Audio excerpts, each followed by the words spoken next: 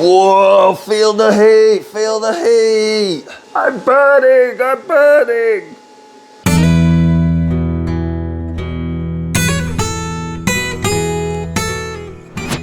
Hi there, welcome to Camping Secrets. I'm Marky Mark. I hope you like the god-awful shirt I've put on today. I'm aiming to get as obnoxious as possible with these, and this is my attempt for today's. I want to introduce a new power pack. I've not reviewed a power pack for a while, and I've got the Anker Solix C1000. This is a direct competitor to the Bluetti AC 180. Sort of similar specs, but the Anker pips it in some areas and maybe loses out in a couple of others, but it's a very tight competition. The Anker is at the moment in the Black Friday sale, £749.99. It is pretty darn good for what you're getting. It's an 1800 watt power pack with 1056 watt hours of capacity.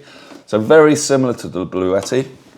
But you've got this lovely set of 4 AC output connectors here, and I love this. You don't need an expansion plug. You can just run all your gadgets off this, and it is darn good. Got a great light feature on the front, and what is really stupendous with the Anker is the charge time. You can go from 0 to 100% in about 58 minutes. So that is incredible. That's at the maximum input current allowance. You may not want to do that. You can fully adjust how much power comes in using the smartphone app, and that works really well. I'll be showing all that later. But that under an hour for over a kilowatt hour of capacity, I think is exceptional. You get Anker's 5-year warranty, and they guarantee a 10-year lifetime on this thing. And I think that's ample. It's got lithium iron phosphate batteries. And and one other great thing on this that the Bluetti hasn't got is this expansion port.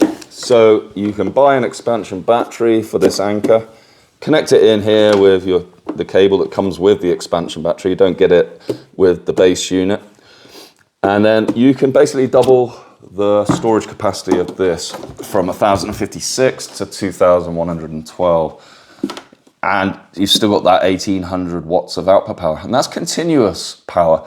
It can surge. They've got this functionality which we've seen on other devices, to be honest. It's called Surge Pad in this case, and it can take it up to 2.4 kilowatts. And it does that by adjusting the voltage. So if you're driving something that's purely a resistive heater or something like that, not electronics, so something like a kettle or a heater, then this can go up to 2.4 kilowatts by basically dropping the voltage. So you're not really running at the 2.4 kilowatts, it's just running a 2.4 kilowatt element, but at a lower voltage. So you're getting the same power out of this, the 1800 watts, but it enables you to power it without it tripping out. And it is a useful function. So you can boil water. Say you had a 2.4 kilowatt kettle, you can run it with this. It'll just take longer to boil the kettle than it would do if you plugged it in the wall. And I've shown that before on other videos. I'm not going to show it today. So what else have we got? On the front, we've got the ubiquitous USB outputs. We've got 2 USB-As and we've got 2 USB-Cs. And this is one little area I'm not too impressed with. One of the USB-Cs is only 30 watts. The other is 100, but I would have liked to have seen both of those being 100 watts. It just seems churlish not to have done it, and I don't know why. Maybe it's power considerations. Now this has got Wi-Fi and Bluetooth. You've got an Internet of Things button, and it will activate Wi-Fi or Bluetooth to connect to the smartphone app. And that's nice having that option. So it can be part of your Wi-Fi network, and then if you've got other Anker devices, you can see them all on the app at the same time using the Wi-Fi. With Bluetooth, it's point to point, so you can just talk to this one directly. But you've got both options, and I really like that. The screen is pretty standard, to be honest. And I'll demonstrate that when we start powering some stuff up for you. You've got a car 12 volt output, 10 amp, pretty standard. And then on the side, you've got the inputs. So you've got your mains input here. And it's typically 600 watts of input. And actually, you've also got an XT60 here for solar input. So your DC solar is 600, it's limited to 600 watts of input. So what is a downside of this is that if you're charging on solar, you can't top it up with AC at the same time. That is a slight downside in my view. But look, this is a small device. It's not got every single bell and whistle that you could have, but it's pretty good in the size of box. As I said, it is lithium iron phosphate batteries, so you're getting, way over 3,000 cycles to 80% of capacity. As they say, 10 years. It's, a reasonably lightweight device, I'd say. It's 12.9 kilograms, I think. Yep. And it's 37 centimeters, 37.6 centimeters by 20.5 by 26.7 centimeters there. So it's a good size. It's easy to move around. You've got the flat top on the top. I really like that. So you can stack the expansion battery on top if you want, or another power pack, or even your phones. There's no wireless charging like the Bluetti. It's a bit of a signature feature for Bluetti, that wireless charging. But if I'm totally honest, I don't use it that often. I'm more of a plug my phone in because it's just faster to charge that way rather than wireless. One other thing to say, there's another small niggle, and I know they're probably trying to save the planet or something, or the paper, but there's no instruction book with this device. And by instruction book, I mean a paper version of the manual. So you get something about the warranty, you get a safety sheet, but where's the user manual? I would have much preferred a user manual than this other stuff. So this is the user manual. It's a QR code on the front, and you've got to use your QR scanner on your phone and then get the user manual up on your phone. I just don't know why they couldn't print out a manual. I mean, it's slightly ridiculous there. And then the same with the warranty, you've got to activate that with a QR code as well. You can see here the warranty. It's all right, but I don't really get it. I mean, why include the paper to include QR codes when you could just put the information on the paper? Anyway, let's get testing.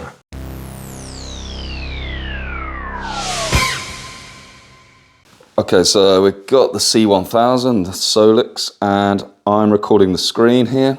Let's get the app open, and we can see I used to have a powered cooler, but no Anker devices in there. So let's click plus, allow the app to look for devices, and I've pressed the Internet of Things button here. So the Solix is visible, you can see it here, and if I click that, it should log into the device. So I'm getting a bit annoyed with the screen going off, and I'm gonna start, so I'm gonna try and extend that screen time. Now we can use Bluetooth control or Wi-Fi. I'm gonna use Bluetooth just to save putting it on my network at the moment. And it's saying we need a software upgrade, so let's do that. Here's the main settings screens. So at the moment, I've got recharge power at 1,000 watts. That is the maximum. You can limit that down if you want. I'm going to keep it at the maximum because I want to test that under an hour full charge. If the unit has no action, after 12 hours, it will turn off. You can reduce that down. I might change it to 6 hours. Screen brightness mid.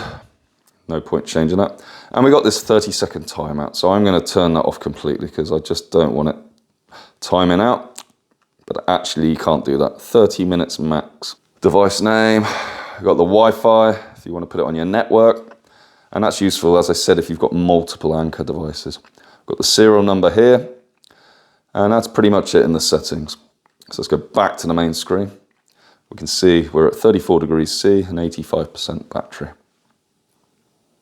Turn the light on and off with the app. Not sure when you would want to do that. Maybe if you're looking for your tent or something, you could turn it on.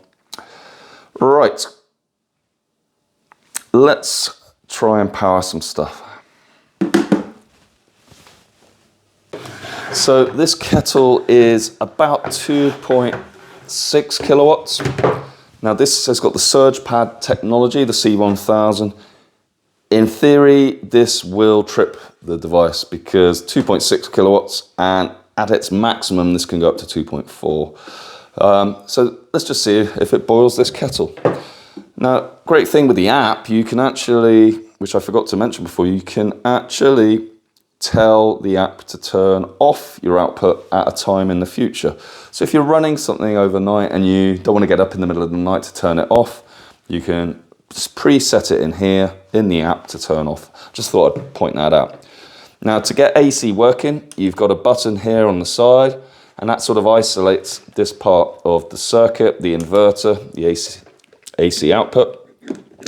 So you need to activate that. You can do that on the app as well.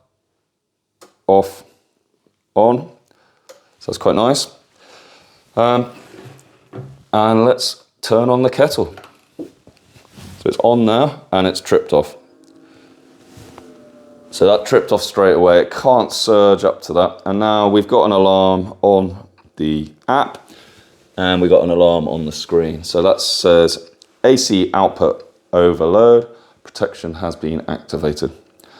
So you're not going to boil this kettle. So that's a boo-boo. What's nice with the Anker is that once it trips, it resets itself. And that's a really nice touch because with the Bluetti AC180, I had a lot of problems after I tripped it. Had to turn off the mains, turn off the power, and then just go through on and off a few times before it would allow me to reactivate the output. The Anker does that automatically. So it's now ready again to use AC. The alarm's disappeared. I'm not going to do it though because it will trip it again. Right, let's move on to something else and let's see something it can power. So a toaster is always a good demonstration. So let's get this output on again. Plug in the toaster. So the screen is quite nice because it just shows the remaining battery unless you're actually charging it or discharging it. So you get this nice big 85%, just showing the current usage. There's a graphical illustration of that as well. But it's not until we put on the toaster until the power consumption comes in. So that's saying 1 hour remaining. It's powering one toaster slot, 828 watts. Now it is quite a small display. So I would say to Anker, I'd rather see the 828 watts there in bigger. It's quite small to see your remaining time. I know the battery level is important, but I'm quite into knowing what the rate of discharge is, and I'd rather see those bigger. So I don't know if that can be changed in a software update or a firmware update of the Solix. Let's go back to the app and then put on the other toaster. So now we got two on.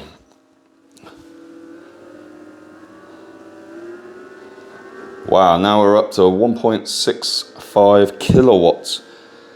So you can really hear the fans ramping up now. Half an hour of time at this rate. Ooh, it's like a jet engine. They're really ramping up.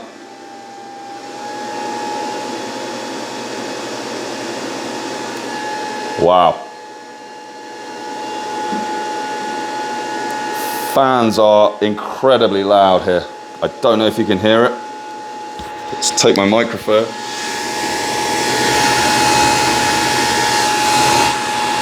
You can feel the air getting sucked in here, getting blown out on this side. But it's running it well. 1.6 kilowatts. So that's just below its maximum output of 1.8. But there's heat coming out here. You can see the elements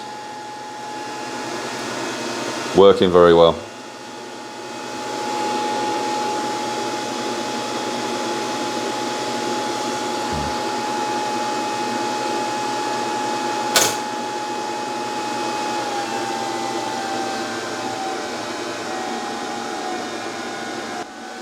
feel the heat.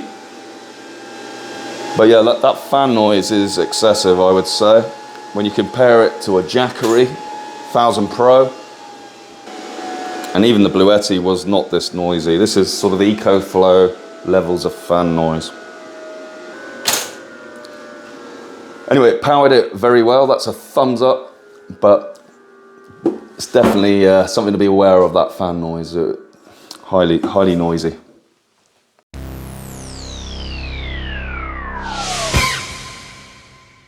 So in our family, we're really into gaming, Xbox, TV, and the Solix C1000 has got uninterrupted power supply functionality with 20 milliseconds of switching time.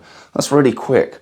What that means is if you're powering a really important device, that if there's a power cut, you want it to carry on working without a blip, using a UPS functionality can really help in that situation. So for instance, if I want to run this TV, this Xbox, using the battery power, but most of the time running on mains power, I can plug it into here. So I'm going to do that.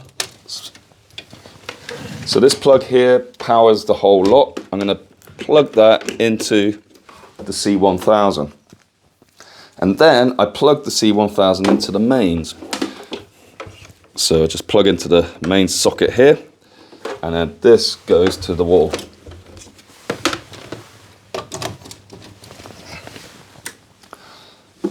So now we're on. So let's get this powered up. And this is now going to be running off the C1000. But it's in bypass mode because we're plugged into the mains. I'll explain more in a minute, but let's just get everything on so you can see it all working. Okay, so there we go. So that is the TV, the Xbox, and we're running it sort of off the C1000, but because we're plugged into the mains, the C1000 is charging and it's a bypass powering these items. Make sure the AC is on. Now, imagine if there's a power cut, the mains power goes, will this stay on and switch to the C1000? Let's test it. I'm going to turn the mains off now. 1, 2, 3. Everything stays on. So that is a successful switch. We're now running directly off the C1000. It's drawing 160 watts of power, and we didn't get a blip. So that is a big thumbs up to Anker there for that UPS functionality. And that can be really useful if you've got important medical equipment, for example, that you need to guarantee to work, or you've got a workstation or a PC that's running an important process. Having that UPS confidence, it just gives you peace of mind really that everything will stay on. Obviously then you've only got as much juice as the battery pack itself has got, but 150 watts, and we've got up to 1000 watt hours. That can run for, you know, pushing 10 hours off this.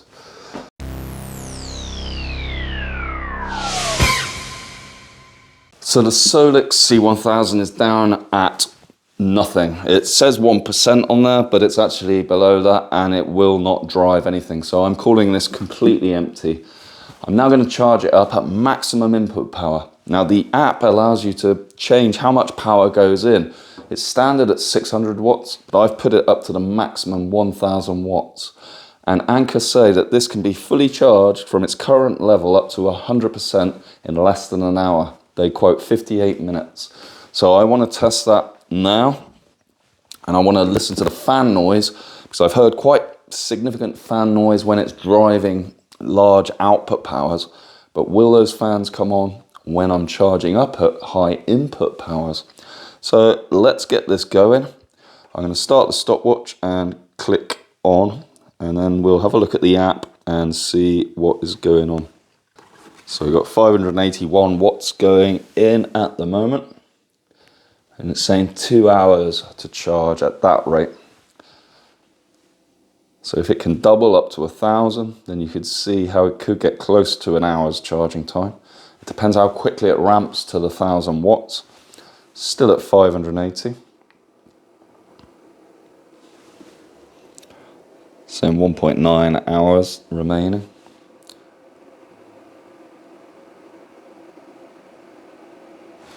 There is an ultra fast charging, so let's click the ultra fast charger. We're on ultra fast now.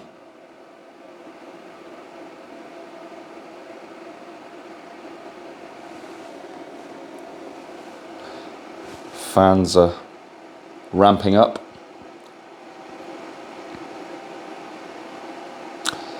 Now temperature is quite high, 50 degrees C. So I did discharge before this, and I wonder if that 50 degrees C will have any impact in the charge time. Perhaps I should have left it a few hours before charging so strongly.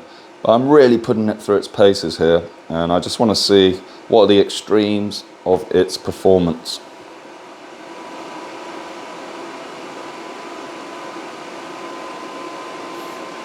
So we're still at 580 watts, but now the fans are getting stronger.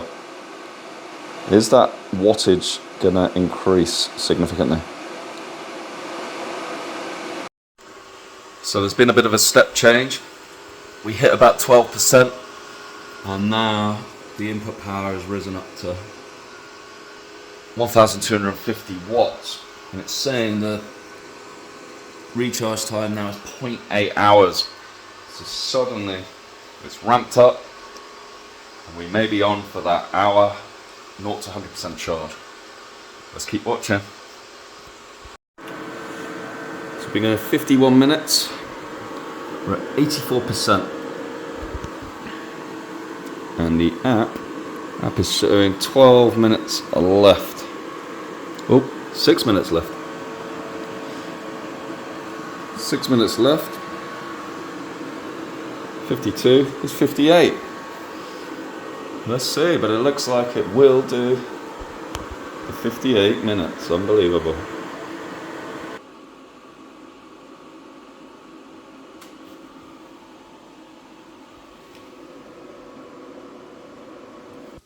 So the charging is complete, and we've reached 100% in just over 1 hour. It was 1 hour and 30 seconds. And against a specified number of 58 minutes, according to Anker's website, I'd say 60.5 minutes is pretty good, especially as I had previously discharged it before charging. So the C1000 was a bit overheated. So I would say an hour from 0 to 100% is impressive. It's class leading and a definite top feature of this power station. At the same time as charging, I've measured the power that I've put in, and it's measured at 1,370 watt hours. So this is a 1,056 watt hour power station. So what that means is you've got to put more power in than it actually can store. So that is obviously a cost. And people don't probably think about that when you're using a power station and using your own electricity to charge it. Because you're putting in, that is about 30% more power into this than it can actually store. And that's just the efficiency, the physics of getting power from one place to another. You can't have a perpetual motion machine. You can't just keep creating energy out of nowhere and storing it. There's always an efficiency, a loss of power during that process. And for this, it's around 30% more required to go in than can be stored. Anyway, that charge time is impressive. Just a little video to show while you're charging, you can still charge items. I'm charging up my microphones here via the USB, and I'm charging up the C1000 as well. And now we're going to do the opposite and take it from 100% all the way down to 0%, and then test how much can we get out of this power pack.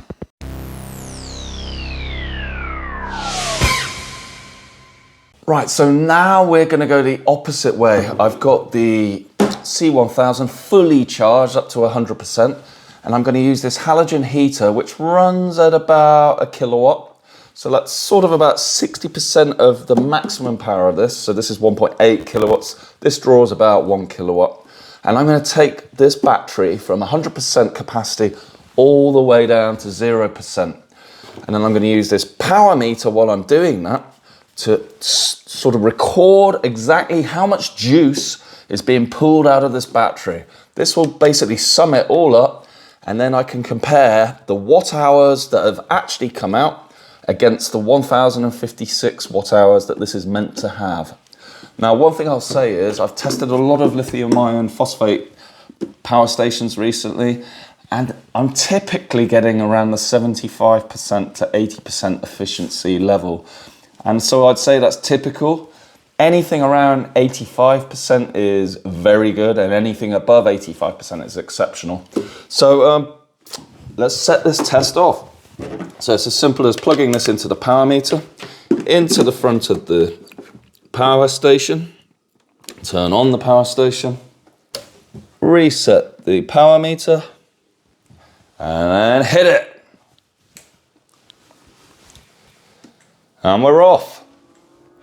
So the fans are starting to fire up now. You can hear that? Starting to get used to these fans. Right, so that is powering very nicely. That's 1081 watts. We're at 100%, and obviously that's going to go down, down, and we'll record on there. So I'm going to come back at the end. At this rate, it's saying about an hour of operation, and we'll see what that efficiency is.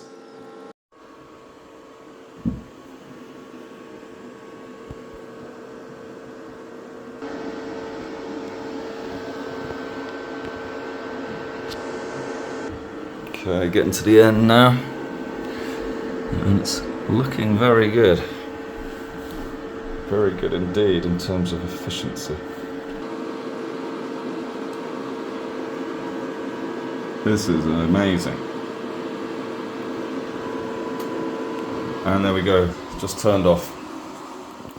Wow. So that is one of the highest capacity extraction experiments I've had the pleasure of performing. We took out 920 watt hours of power from the Anker to the heater, and this has got a nameplate capacity of 1056 watt hours. So we took out 920 watt hours out of a possible 1056. So that's an efficiency, an overall efficiency of 87%. And I would say that is one of the highest I've measured on any power station, be it Jackery, be it Bluetti, be it EcoFlow, be it All Powers, be it Ugreen. This C1000 Solix now sits at the top of the pile, and that is really impressive. Yeah, I'm slightly flabbergasted, really. Anything over 85%, I always say, is the best of the best. 87, with lithium iron phosphate batteries as well. Anker must really have optimized the inverter, the internal electronics, and I'm doubly surprised because the fans were going quite high velocity, so you would have thought they would be using more power. So to get 87% is impressive. And it really does make this a good recommendation if you're looking for this kind of size of power pack. Let's move on to the conclusions and see what I think of this thing overall.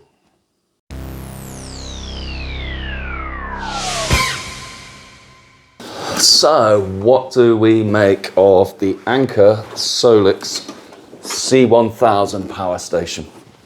Well, I've got to say, I've been really impressed. It fills that gap, you know, where the EcoFlow Delta 2 is, the Bluetti AC 180, and it fills it really well. The first thing that really impressed me is the 4 3-pin plugs for AC power on the front. You got 1056 watt hours, of which you can extract 920. 87% efficiency is right at the top of the heap as far as I'm concerned. The display is good. I would have liked to seen a slightly bigger lettering for the power in, power out, time remaining features, and not just this massive amount of capacity in big letters here, you know, in big font size. The numbers are a little small, difficult to follow. I love that it's Wi-Fi and Bluetooth. You can connect this to your home network and see all your Anker products on one smartphone app, and that's really nice. But the Bluetooth worked well for direct comms, and that's what I've been using. What else? So 600 watts of solar. I haven't tested that, but I've no doubt that it works. It's a slight downside that you can't use AC to charge and solar at the same time. That is a little bit of an inconvenience if that's what you want to do. But typically I find you do one or the other, so I don't think it's a deal breaker at all. The other amazing thing with the Anker is that it is expandable. So you can double that capacity very easily with the expansion battery.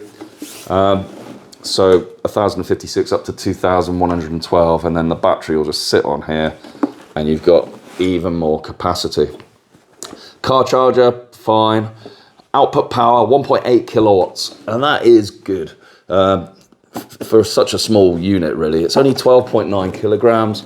It's really dinky. I really like it, and I can't really say much more than that.